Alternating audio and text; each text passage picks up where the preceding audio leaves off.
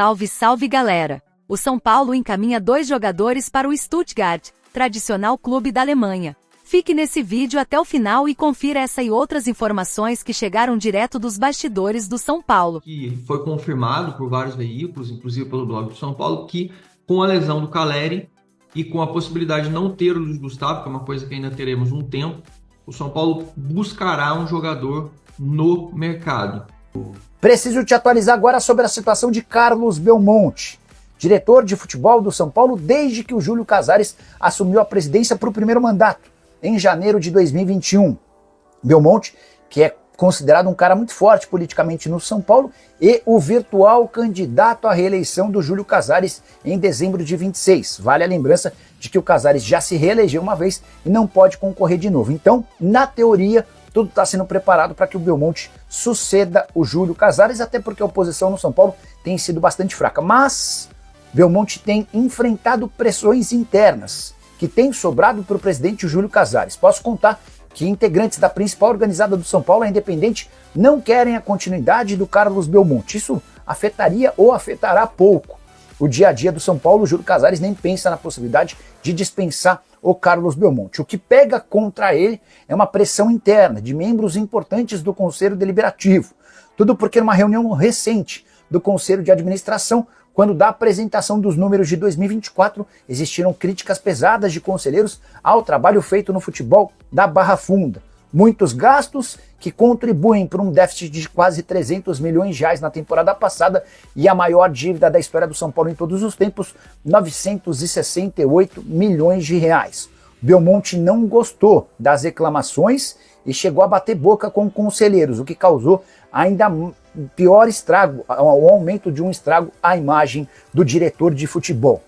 Júlio Casares certamente vai contemporizar, vai tentar levar essa história adiante sem grandes problemas, mas a continuar pela falta de resultados e com desempenho financeiro ruim, é provável que o Belmonte perca a oportunidade de concorrer à presidência do São Paulo. Esse desgraçado do Ferreirinha foi ontem nesse evento lá, e aí, esse desgranhento, sabe quantos gols na carreira dele?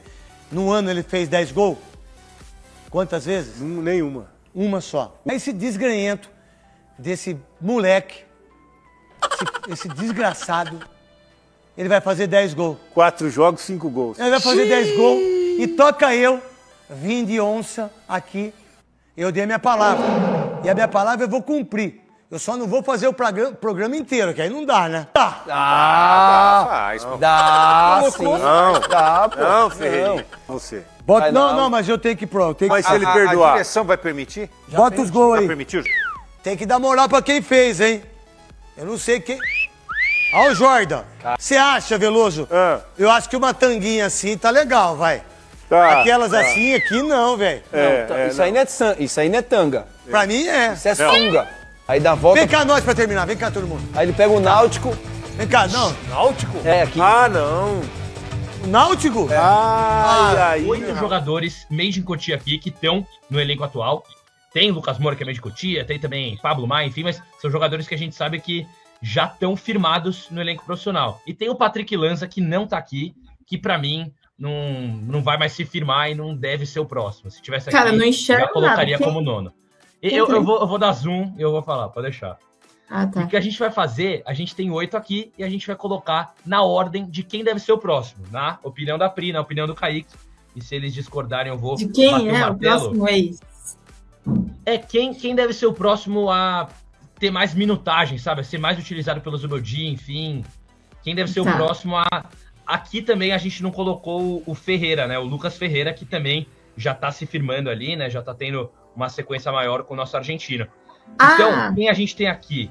A gente tem aqui, eu só vou falar certinho, Pri. Tem o Yang, o Rodriguinho, o Rian Francisco, é o Henrique Carmo, Igão, zagueiro, Mike, Negrucci e o Luca, que chegou a ser relacionado. Já Vocês sei, viram a loucura, não, mas a loucura que aconteceu com o Luca. Que ele foi até tinha muito anunciado... Pô, Tadinho, mano. Tadinho. Fiquei muito triste pela família dele, que tava lá comemorando, mó feliz, emocionado, aí o moleque não entra. Nossa, mano. Tá doido. Loucura. Triste mais. Mas bora lá, então, ó, Pri. Começa quem você colocaria em primeiro aqui. Pra receber mais oportunidades. Isso, Rian. o primeiro pra ter mais, assim, mais minutagem. Rian Francisco. E você, Kaique? Eu já me decepcionei tanto achando que o Rian fosse jogar e ele não jogou, cara. Não, mas Isso não é critério. O que a gente deseja, quem deve ser o próximo. Quem eu acho você que mais até- quer ver aí? Top 1 que você mais quer ver jogar. Não, Quem beleza. escrito- é que eu tava entendendo quem a gente achava que seria... Então. É que tá escrito Não. quem é o próximo. Eu acho que deveria ser quem deve ser o próximo. Quem a gente acha, quem queremos? merecia mais. Nosso quem desejo, queremos. sonhos. não, é Rian, não tem outro, Rian. Rian. Ó, o pessoal no chat aqui, o Patrick Rian e pronto, é isso. É porque assim, ó, eu vou Rian explicar Francisco. o que eu tava pensando. Se fosse no entendimento, assim, da realidade atual do São Paulo, um que eu colocaria logo nas primeiras posições seria o Mike. Por quê? Tá muito claro que o Igor Vinícius não vai renovar. E se o Igor Vinícius não vai renovar, não tem por que continuar utilizando, né? Então, teoricamente, já seria uma preparação para quem vem na sequência. Então, por isso o Mike, um lateral direito, reserva para o Cedric pensando a longo prazo, entendeu?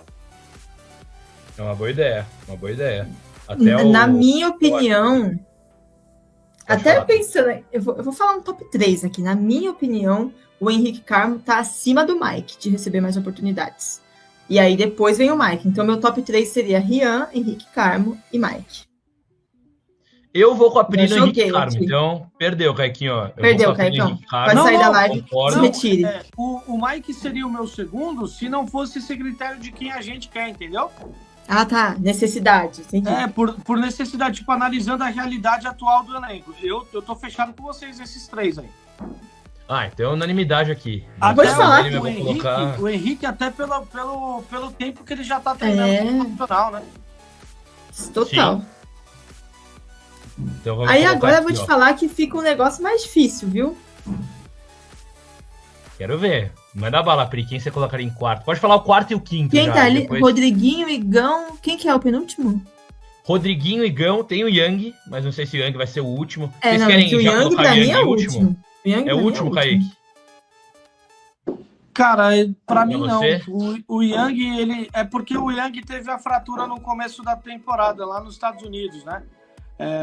Mas o problema do Yang, ele tá na frente do Leandro, na hierarquia, assim, de jogadores de goleiros que subiram primeiro. E o Yang, pra mim, seria o meu reserva imediato, né? Porque o Jandrei não tem condição nenhuma de vestir a camisa do São Paulo, pelo menos é aquilo que eu penso. Então o Yang não seria tão último assim pra mim, não, viu? Bem o Yang, válido, eu né? tava até Esse, pensando em assim. colocar ele em quarto, assim, analisando um pouco melhor. Nossa. Aí você que Não, decide. Yang em quarto pra Kaique Silva. Quem você colocaria em quarto? Mas é válido, né? Ter um goleiro ali da base, um goleiro como o reserva imediato do Rafael, porque o Jandrei, na minha visão também, já teve várias oportunidades, enfim. Eu acho que muitas vezes é azar, mas querendo ou não sei, ele não passa confiança. É complicado a gente ter, na ausência do Rafael, numa partida importante de Libertadores ou Copa do Brasil, principalmente no mata-mata, o Jandrei ali escalado. Então, pode ser interessante ter o Yang ali com oportunidades mesmo, né? Mas eu não sei se eu colocaria em quarto. Quem seria o quarto da Pri? Quero ver. Ali é o Negruti? O Negruti tá aqui em penúltimo. Eu acho que talvez ele entrasse no meu quarto. Então, vou ter que desempatar aqui. Yang Então dá ou pra Negruti? fechar. Eu fecho com a Pri. Coloco o Negruti em quarto e aí o Boa. Yang poderia ser o quinto, vai. E aí, Pri? Yang quinto? Tá.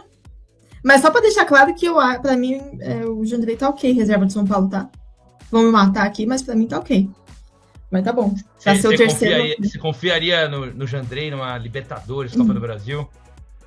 Não, mas ele não vai, porque se lesionar o Rafael, vai ter que contratar um goleiro, isso é fato. Não vai ser nem o Ian. Não, mas eu não digo lesionar, Pri, eu digo, tipo... Não, mas é vai porque que não acontece vai alguma coisa ser o pontual. Jandrei. O Jandrei, ele vai jogar contra o Sport na 28ª rodada, quando tiver nas decisões da Libertadores, entendeu? Aí tá ok pra mim. Porque é isso. Mas aí que é o o meu Rafael... ponto, entendeu? Aí não, mas se o Rafael nesse não... tipo de jogo, eu colocaria o Yang, entendeu?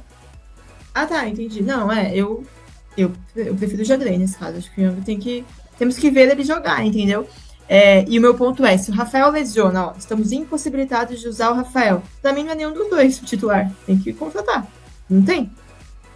Igual quando contratou o Felipe Alves, mim, o né? Jandrei não entra naquela... Porque, assim, tem uma escala de goleiros. Por exemplo, o goleiro Alex Muralha e o goleiro Cleiton, do Bragantino, entram na escala de que eu não confiaria deixar o meu filho no colo, porque eles derrubariam o meu filho no chão de cabeça. Porque se eles treinam todo dia e não conseguem segurar a bola, imagina um bebê que se mexe, que chora. Então, assim, esses goleiros, eles entram na escala que eu não confiaria para segurar meu filho no colo. O Jandrei não entra nesse extremo, mas assim, tá perto, entendeu? Eu ficaria do lado, colocaria um tapetinho no chão para amortecer a queda, entendeu? Então, a questão do Yang, só abrindo uma aspas aqui, eu acho que, claro que ele não se firmou no profissional, nem... Ele tem partida no profissional de São Paulo, até não me recordo agora. Ele já estreou pelo profissional? Vocês têm essa informação? Deixa eu ver aqui, vou... Peraí. Porque, ó, dá pra gente ver no press kit, vou pegar, peraí. Fica aí. Fechou. Eu acredito que ele não tem a minutagem no profissional, ainda o Yang. Mas a gente vê goleiros, principalmente o Hugo Souza. Um Hugo Souza que sofreu no começo do Corinthians, mas no Flamengo. Mais ali por conta da torcida, enfim, até em partidas contra o São Paulo, né? Teve aquele lance do Brenner, enfim. Mas tem que jogar para se firmar. E o próprio Lucas Perry sai do São Paulo. Claro que não é para ser o goleiro titular, mas se ele é o segundo goleiro, ele vai tendo mais minutagem, vai que ele vira um Hugo Souza. Enfim, até no próprio mas tem o assim... Matheus Donelli, que é o goleiro da base, que é o segundo goleiro. Então, é interessante ter, assim, dentro de casa, do que pra mim ficar batendo num martelo, numa pedra já batida que é o Jandrei. Mas Não, eu super concordo. O meu ponto, assim, Pê, é hoje, o cenário de hoje, tá? A gente foi conferir aqui o Kaique, ele não jogou pelo São Paulo profissional ainda. Hoje, se o Rafael se lesiona, sei lá, ficou doente, mano, não vai jogar mais, beleza, eu não acho que o Jandrei é o titular absoluto do time, mas o Yang, sem um jogo no profissional, é o cara que vai segurar a barra? Também acho que não. Não segurar a barra, mas pra mim eu acho que... Agora, ganhar eu tenho a mesma confiança no Yang e no Jandrei, Pri. Mesmo o Jandrei já tendo mais minutagem. Mas a gente vai ver o que vai acontecer. Tem o Leandro também, né? O chat é inacreditável, velho. Não, o chat aqui é cada pérola. Mas bora lá, quero que vocês ranqueiem aí o finalzinho de vocês. Eu não ia citar, mas é porque a Pri, na hora que ela foi... Por que tem, gente? Porque na hora do Negruti, você falou, eu coloco o Negruti no meu quarto. Aí o pessoal falou, Negruti no seu quarto, o Luciano vai ficar com ciúme. Caraca, gente. Eu nem tinha percebido. Eu vi esse comentário. As pessoas não têm a menor condição, gente. Pelo amor de Deus. Alô, Negruti, hein? Alô, Negruti, se chegar esse corte aqui, ó. Pelo amor de Deus, gente. Pelo amor de Deus. Ai, meu Deus. O Arquibancada Tricolor, ele acaba com a minha reputação, entendeu? Aqui sobraram três. Tem que se tomar cuidado.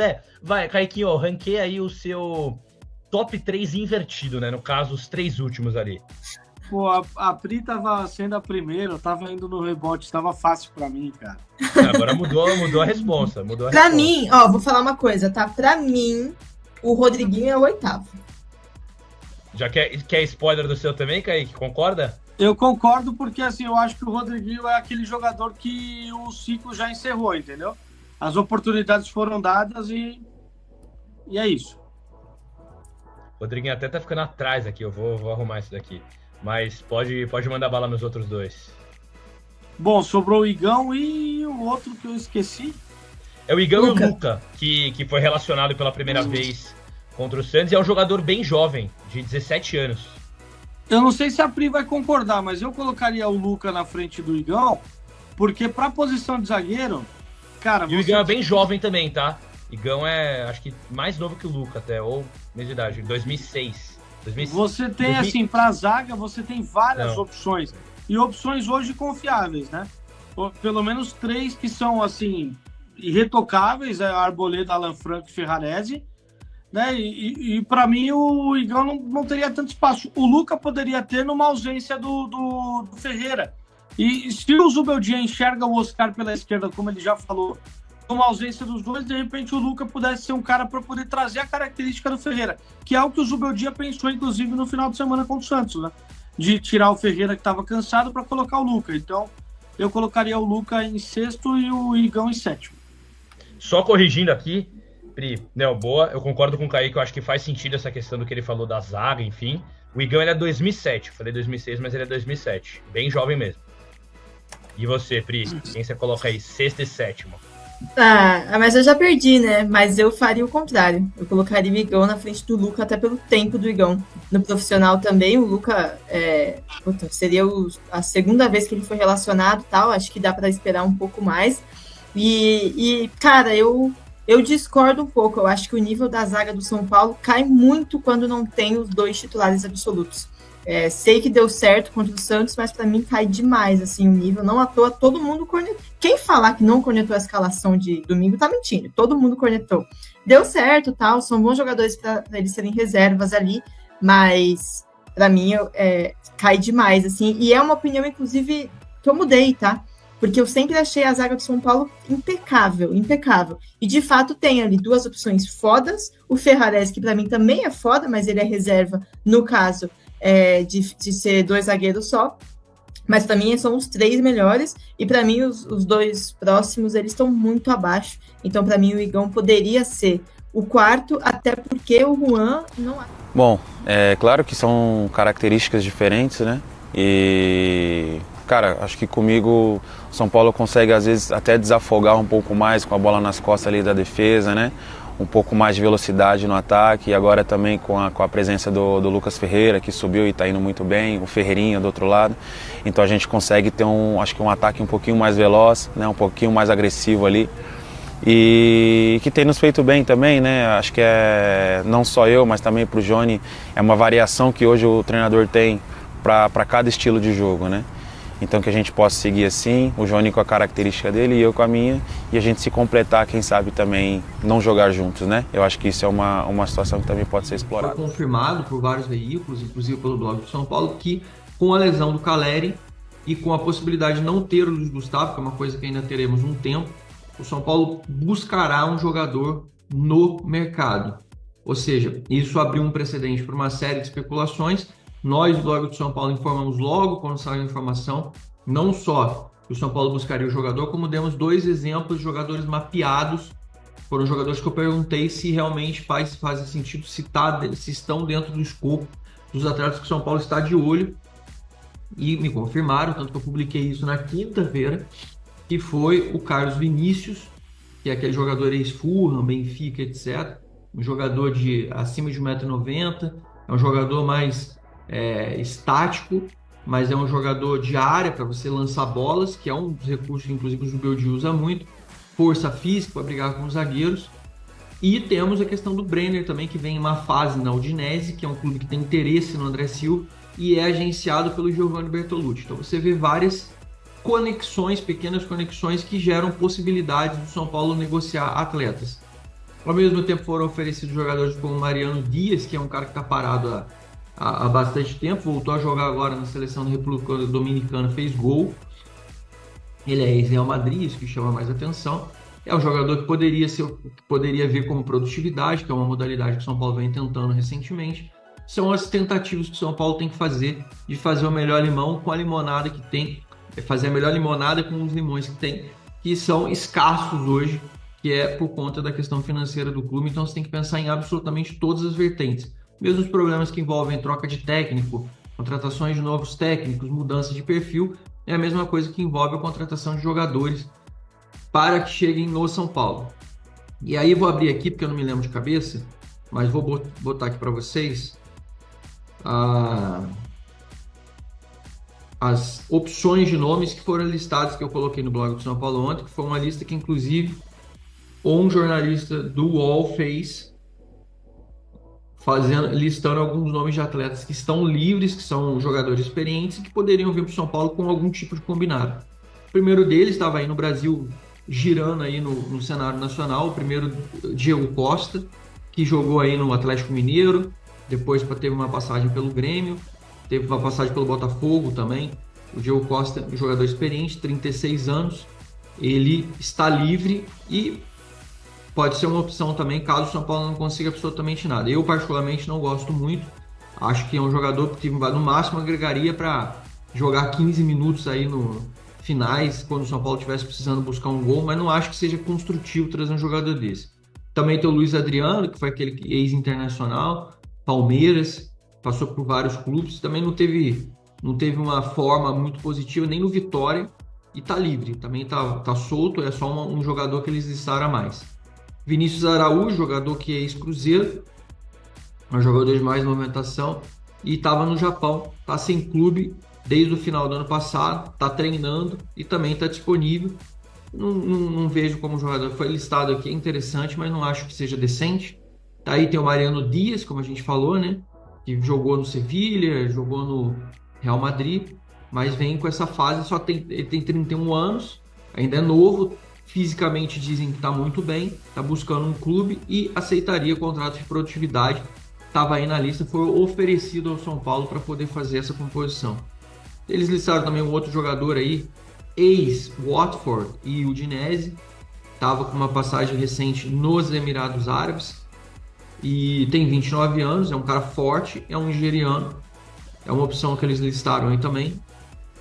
E tem, por último aqui, da lista que eles mostraram, André Pereira, 29 anos, português, teve passagem pelo Porto, Vitória de Guimarães, inclusive era o clube do André Silva, Rio Ave e o último clube Zaragoza, com muita experiência, não tem um grande número de gols, é uma aposta qualquer aí para você conseguir fazer uma reposição, mas é um jogador disponível e livre no mercado, que foi listado também pelo UOL, para que o São Paulo conte com isso. De concreto que temos é André Silva, Rian Francisco, Lucas Ferreira, Ferreirinha e Luca, que vai hoje para o jogo para a gente poder fazer essa composição. Falamos sobre o Dorival Júnior, deixa eu ver se faltou alguma coisa aqui. Coloquei um destaque também uma matéria daquele Wesley, que é um bagre, né? Que é um jogador horroroso, que era ex-Palmeiras, que o Palmeiras teve que fazer até vaquinha na época, pra vocês verem. Antes, pré-Paulo Nobre, o Palmeiras teve que fazer uma vaquinha para contratar o cara com a torcida e nem conseguiu arrecadar o valor, passaram vergonha, para poder contratar o Wesley, que era ex-Santos, estava fora do país.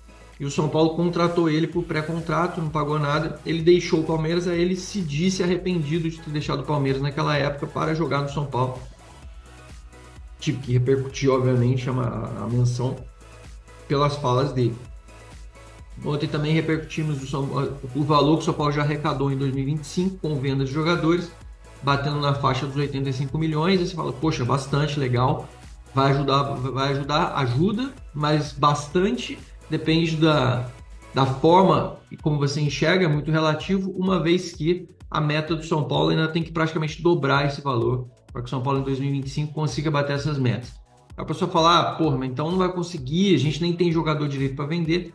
Tem que analisar o cenário como um todo. Tem uma própria venda do Antony, que é bem provável nessa janela do United para algum clube.